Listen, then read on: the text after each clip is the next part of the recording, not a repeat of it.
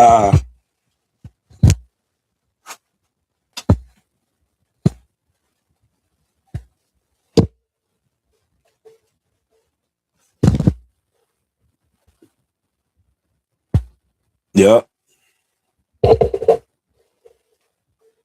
Yeah, yeah. Boxing uncensored. Let's go. So yeah, what we talking about today? Teofimo Lopez, Shakur Stevenson. Who's next up for Shakur Stevenson right now in the 140 division, 147 division? I say Devin Haney. Although Devin Haney does have the experience, and yes, Haney does have the reach over Shakur, he doesn't have the IQ over Shakur Stevenson, which puts Shakur Stevenson versus Devin Haney at 147 at a large advantage. I say that again. Shakur Stevenson, he has the total package where none of these guys will be able to beat Shakur. Let me explain something to the casual fans out there in the boxing world. See, once upon a time, you had a guy named Bud Crawford, right? Let me just make the analogy. Bud Crawford, he was a young guy from Omaha, Nebraska.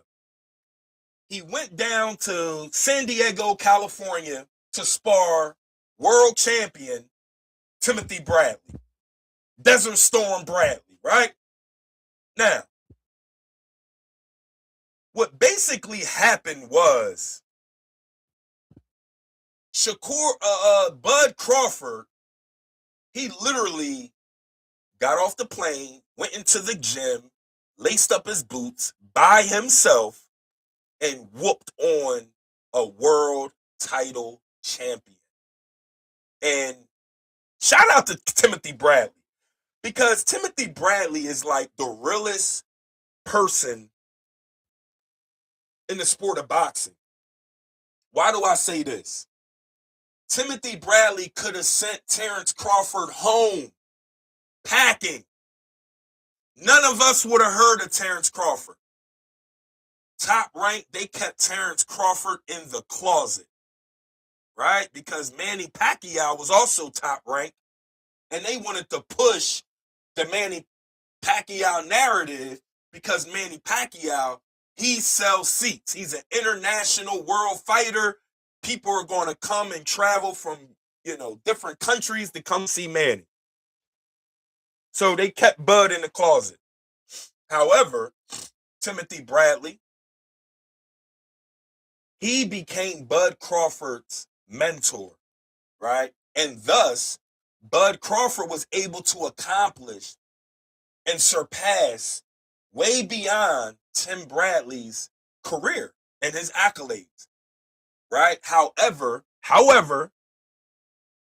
because Bud Crawford was maybe shoved to the side and put on the shelf and really wasn't given the big fights for his boxing career until later in his boxing career, well, that it just, a lot of people, they say Bud Crawford hasn't done everything there's to be done in boxing.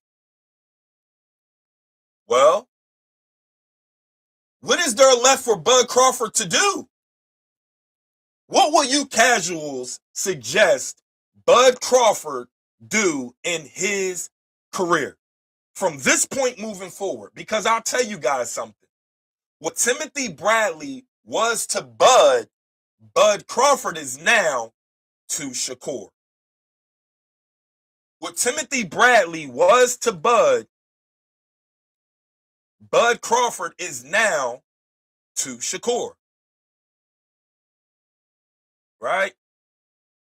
So we have to understand, and I told you guys before the T.O. fight, I said that Bud Crawford is set to crown Shakur Stevenson as the next GOAT.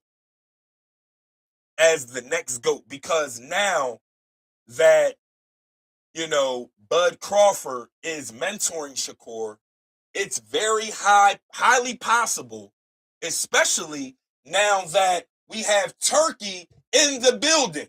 We have Turkey Al-Sheikh in the building, and he comes with the money. What does this mean? Well, for one, nobody can duck nobody, right? If it's basically said that you have to fight this person and a certain amount of money is set on the table for that particular fight, then guess what? You have to fight. You have to fight. There's no more running, picking, choosing. It's no more cherry picking in boxing. The days of cherry picking in the sport of boxing is over. It's over. It's over. Female voice. Male voice. Monster. It's over. Shoot up the club, Johnny. It's over. So now that Turkey Al-Sheikh, he's in the building, understand where I'm coming from. So Shakur has all the opportunities in the world now, especially after his last performance against Teofimo. Now Shakur, he can sit at the table and dictate the pace. He can sit at the table and dictate the pricing and the contracts because he is the face of boxing right now. He's the face, not Devin Haney, not Tank Davis. It's Shakur. That's that. So being as though Shakur Stevenson is now the face of boxing, he could dictate the terms and the conditions and all of these things in the contract. And with Turkey Al-Sheikh backing it up with the money, paying $10, $15 million for one fight, guess what? Shakur has an opportunity right now to surpass Bud Crawford because just be honest, Bud Crawford didn't start getting the real big fights until later on in his career. Think about it. A lot of you guys, a lot of you casuals haven't heard of Bud Crawford, Terrence Bud Crawford from Omaha, Nebraska until maybe 2020, 21. You know? When did you guys first start hearing about Bud Crawford? Was it the Benavidez fight? Huh? Was it the what fight was it? Kovalev? Who was the fight? You know, was it Haddon? Who was it? And I meant Ricky Burns. Who was it where y'all first start hearing Bud Crawford's name? Because I'm going to be honest with you guys, right? Let's be honest. Shakur Stevenson, he is the best boxer in the world. Now that everybody talks about Shakur's defense. Oh, his defense is impeccable. His defense is perfect. His defense is impregnable. It's impenetrated. Guess what? Shakur not only had impeccable defense. Let's go down the list here, shall we? Shakur also has his placement, his punch placement is perfect, right? It's perfect. His accuracy is absolutely perfect. He will swing a hook and go around your guard and place that. He punches perfectly. He doesn't waste no punches, right? He don't just keep swinging and hope he lands something. No, every punch Shakur lands is calculated. It's a purpose behind the punch. So let's go down the list of Shakur Stevenson's abilities because everybody just thinks he's a defensive fighter. Yeah, he's more so defense first, right? He's a defensive fighter. He's a defensive-minded fighter first. But we can't sit here and take, anything away from Shakur. His speed, impeccable. His jab, the fastest in the game. He got the fastest jab, southpaw, whatever you are, orthodox. He has the fastest jab in the game, and his jab is consistent. His jab is lightning speed, and his jab is accurate. If Shakur throws that jab 9.5 times out of 10, you're going to get hit. right? And it's not going to be on your glove. It's going to land flush. This is how Shakur Stevenson dominates everyone in boxing. Now, would I put Shakur up against a 154 pounder? This is why I understand the rehydration clause. It's 10 pounds. You can come into the ring weighing 157, 10 pounds over 147. That's cool. That's okay, right? Because now we're not going to, we want to see the best boxers in the sport, right? I don't want to see a match where you got Shakur Stevenson in the ring against, let's say, a Conor Benn, who is now fighting at, 160? He weighs around 160. I mean, and if there's no rehydration clause with Conor Benn, guess what? That puts Shakur in danger zone. Why? Because Conor Benn is not going to go in there and box Shakur. He's going to go in there and just try to bully Shakur, rough him up and push him around and all. That's not boxing, dude. You want to go rough somebody up, just throw a million punches and, hope something lands and you have no strategy, and then I suggest you sign up for MMA. UFC is always taking on new fighters, newcomers, even new fans. I advise the fans to go over to UFC and start, checking them guys out, them women out, because over here in boxing, this is what it is, boxing.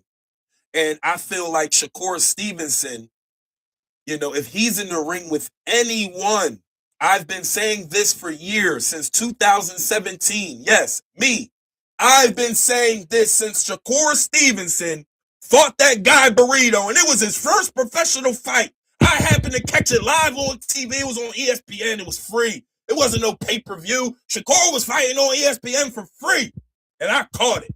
I caught that fight live, and I told everybody that I could come across. I said, this guy named Shakur Stevenson, he's right from New Jersey, and he's a bad mamma jammer. Yeah, that's right, I said it. Shakur Stevenson is a bad mamma jammer, and I tried to tell everybody in the world. Nobody would listen.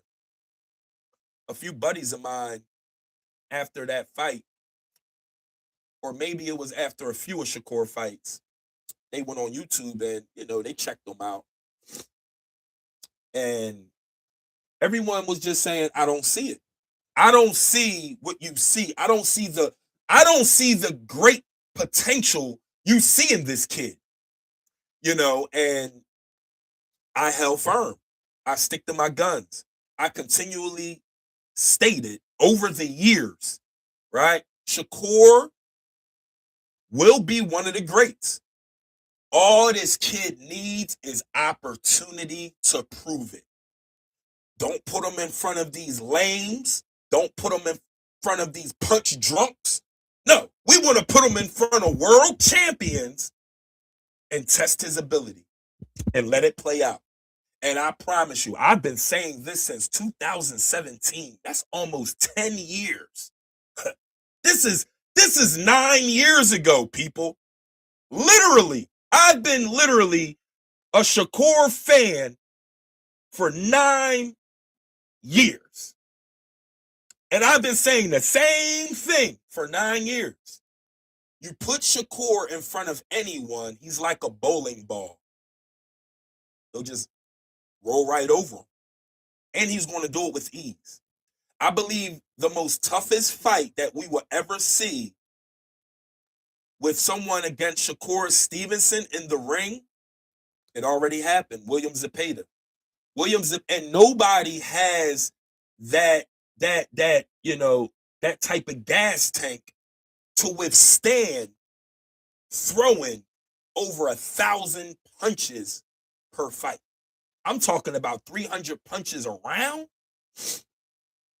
Nobody's punch output matches William Zepeda. And although we understand that William Zepeda, he found some success during certain particular moments in the ring with Shakur, we seen a masterclass. We witnessed a masterclass. Now, I've been saying for years, how Shakur Stevenson literally just needs the opportunity, to step in the ring with these fighters and showcase his skills and ability.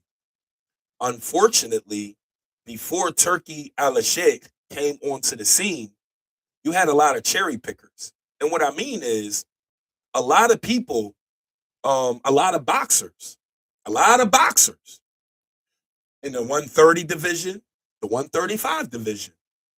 When Shakur was 130, and before he moved up to 135, Shakur's been calling everyone out since he was 126. He said, I want to fight the best of the best. I want to fight all of the best fighters, the world champions. They asked him, are you ready for a world title shot? He said, I'm ready right now. Right now. And this, I believe, after Diaz, right? Now, if you look at Shakur's resume, a lot of people will say, oh, well, Shakur hasn't really done too much for boxing. Bullshit. Tank tried to say it. Bullshit. And it wasn't that Tank was afraid of Shakur. Tim Bradley already said on his live, he was streaming live right here on YouTube just the other day. Yep, Tim Bradley, he said it. He said that Tank Davis wasn't afraid of Shakur. It was his promotion. It was his promotional team who weren't going to set that fight up. See, they told Tank, not Shakur. Leave that guy alone. Not Shakur. Anybody but this guy, Shakur. We don't want that fight, Gervonta. We don't want that fight. This is what they were saying. And this is why Gervonta, he couldn't go on, national TV or in front of these cameras, interview him and throw his promoters under the bus. He didn't, but even Floyd Mayweather told him, not that fight. Even when Tank was signed with TMT, Floyd told him, nope, not that fight. We don't want Shakur yet. We want to build your resume up. We want to make you a superstar. It's not going to happen. You fight Shakur, you'll lose. I believe he'll outbox you. And that knockout shot won't land because we all seen Tank fight. Tank doesn't box to the point where as though he's strategically boxing you. No. Tank has one of the least punch outputs in boxing. So you see William Zepeda, his punch output is the highest. He throws the most punches during a round. Well, Tank is the opposite. He throws more so the least amount of punches per round. So why is that? Because I've noticed after watching countless of fights with Gervonta Davis that he's not interested in just sitting there boxing you. He comes into the ring looking for the knockout. And Tank is willing to get punched on, literally. He's willing to take some shots in order to execute his plans, which is to knock you out. So a lot of times we see with the Ryan Garcia fight, even with Tank, Frank Martin and Mario Barrios, we see that Tank was losing the fight until he actually knocked these people out. Tank was losing until he knocked them out. He's willing to take some punches, and then he's explosive with that left uppercut, that left hook, that counter. But it won't work. And Floyd told Tank this. That counter uppercut, them counters is not going to work with Shakur.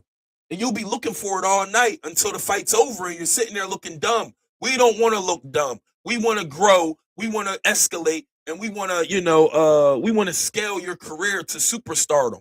And it's not going to happen if you fight this kid from New Jersey. What's his name? Shakur Stevenson. That's his name. So people could literally say what they want about Shakur. I'll tell you this.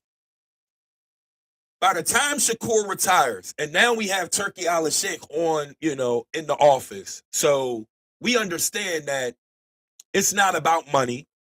People can't say, oh, well, I'm not getting paid enough for that fight, or, it's not the old days. Nah. We know them Saudis, they coming with the bag. They coming with the money. And that's how much do you want for this fight? You see, Tank didn't want to, even align himself with Turki Al-Sheikh or none of that, right? He want to continue to fight PBC and Top Rank and all them dudes and getting the little cheap fights. But Tank already stated, I'm not in the boxing for a legacy. I'm in the boxing for money because of my background and how I grew up, and I gotta come out the hood and the ghetto. And so why aren't you on the Turki card? Because Turki, one fight with Turki, it changes your life. Ask Tank that. Tank, you don't want the embarrassment. The fight hype has been built up. The talk has been, made. The back and forth has already happened. And if you step into the ring with Shakur, as well as I know, as well as all the true boxing fans know, that you'll lose. You'll lose. And it's okay to lose. Well, it's really not okay to lose. But, I mean, people lose and they bounce back from that, and it makes them tougher and things like that. But you're not beating Shakur. And I've been saying this ever since it's been mentioned that Tank and Shakur will fight. I mean, when it was first mentioned, Tank and Shakur fighting, I'm going to be honest.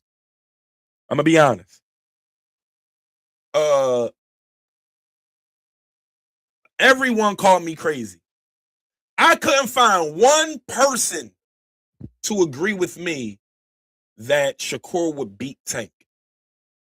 I couldn't find one person to agree with me that, Shakur would beat Tank. It was like I was in a class all by myself, right? I couldn't find no one in the comment section of videos on YouTube and TikTok and none of these platforms. I was looking and everyone was on Tank Davis. He's going to knock him out. Shakur will get put down in 2. Shakur's getting put down in 3 rounds. And I was like the only that I've seen. Now, for you guys that's out there and you might, claim, well, I was rooting for Shakur since day one as well. Okay, kudos to you. I haven't came across your pages, right? I'm speaking of everything that I've personally witnessed, whether it was in the metaverse, like on a computer, or it was out here in the real world. People that I literally talk to at work or, in the neighborhood, barbershops, guess what? Everyone had Tank.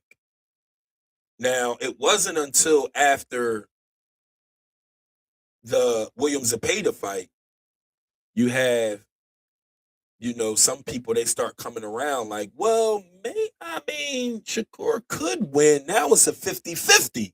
After William Zepeda got his ass whooped, people came from it's impossible to, well, now it's a 50-50 chance Shakur win. Well, now after Tio gets annihilated, just like I said, you go back to my videos and check them out. Make sure you like and subscribe as well. After the Teofimo Lopez fight, now we have the same people. They're on the internet. They're in the barbershops. They're at the job or whatever, right? And now they're saying, oh yeah, Tank won't win. No, Shakur beat Tank up. Nah, Tank. Now they're all Shakur Stevenson fans. Shakur Stevenson literally gained thousands of fans over the span of 2 fights, and especially after his last fight. Yep. He will retire on Goat Mountain. And I believe that's what Bud, as a mentor and as a big brother, and shout out to Bud because, again, Bud is to Shakur what Timothy Bradley was to Bud. I just believe that if now with Turki on the cards and in office, controlling the dynamics of the fights and things like that with the money and the contracts and all that, right? I believe that it's very possible for Shakur Stevenson to surpass everything Bud did. And it's not just, understand, if Turki Al-Sheikh was in office 10 years ago, Bud Crawford would have been a superstar.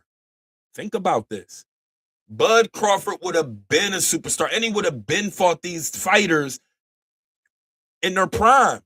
the Sean Porters and the Earl Spence Juniors and everybody, Canelo, whoever it was, because Turkey is back in the play. He's back in his play.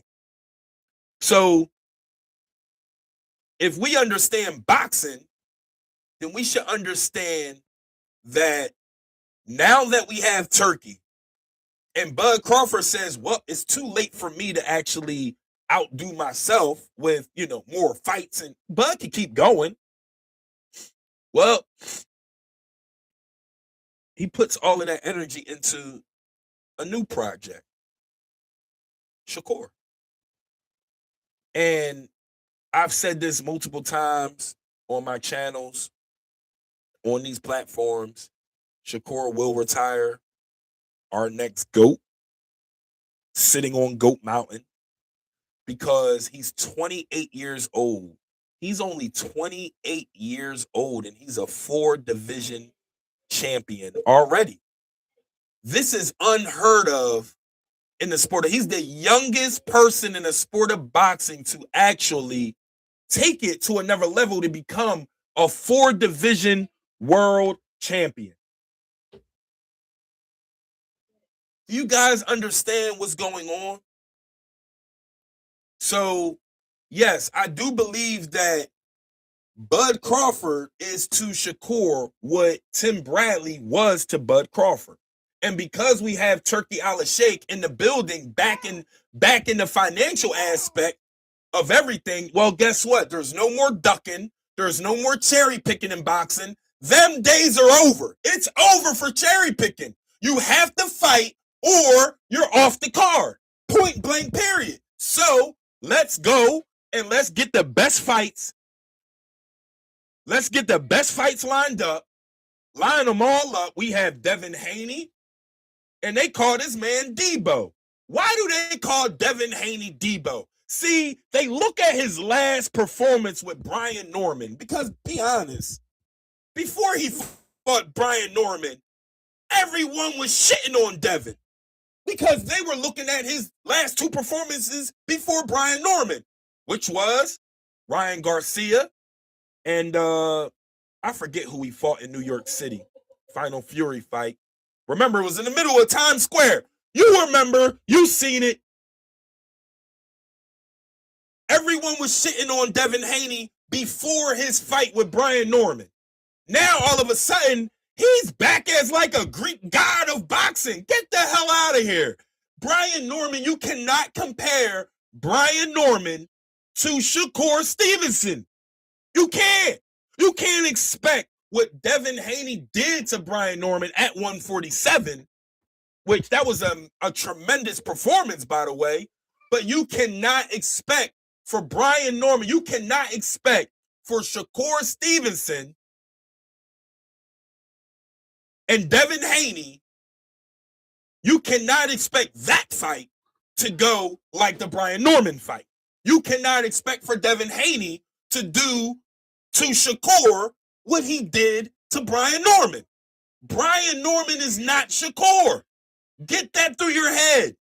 Go back and watch Brian Norman fights and watch who he fights. Devin was the best person he ever fought. He's a boxer, but he cannot outbox Shakur. He won't be able to. Only thing he has over Shakur is his reach. He has the length. Shakur's punch placement is impeccable. His speed is impeccable. His body punches, impeccable. Right? His timing, impeccable. Y'all want to talk about his defense that's impeccable. Yeah, we know his defense is impeccable. Right? This is Superman. However, his jab, impeccable. Impeccable. He has the fastest jab in the game, people. So for the next time you want to come on here and talk boxing, the casuals talk boxing, guess what? You know where you heard it first, right here, Boxing Uncensored with Coach Neef. And I'm here to tell everybody in the world, man, I've been standing with Shakur Stevenson since 2017. It's like I watched this kid grow up. Like literally, man. And I feel good now because 9 years later, the world is really starting to begin to take notice of what not only me, but what, Bud Crawford with his team, Carissa Shields, Andre Ward, all of these people have also seen over the years, even Floyd Mayweather. They've seen the greatness. It's just he needs the opportunities. And he needs these fighters to step up. He needs these fighters to actually step up and take the fight. You see what Richardson Hitchens just said? You see what Richardson Hitchens just said? He don't want no smoke with Shakur. He don't want no smoke with Shakur Stevenson. He said he'll fight Devin Haney. He'll fight Teofimo. He'll fight all of these people at 140. But guess who he said that he won't fight? I'm not worried about Shakur right now. I don't want to fight Shakur. Yeah. That's a code that you're unable to crack. I've been telling people about Floyd Mayweather when he was actually active in his career. I tried to tell the people, don't bet against Floyd. You're going to lose. You're going to lose your money. Even if you want him to lose, you better not bet against him if you're betting money, right? I can actually bet against somebody, or I can bet on someone to win, but that doesn't necessarily mean I want them to, or I think they're going to win, or excuse me, I want them to win. I just feel like I know they're going to win. But that don't mean that I want them to win, right? I just look and I say, well, he's the better boxer than him, and I believe he's going to win. But that don't mean I want them to win. If you're a smart person, well, if you go to bet next time Shakur fights and you're a Shakur hater, I advise you to put your money on Shakur because this is called emotional intelligence. You put your money where you know it's going to increase, not decrease. And you know Shakur is going to win. You can sit there and say, I don't really want him to win. Well, if you want to win that money, you better bet on Shakur. All right? And this is Coach Neef. Like I say, Boxing Uncensored, you pull back up, you like, subscribe, you share this video, you share it all, and I'll be back with more lives. I'm out.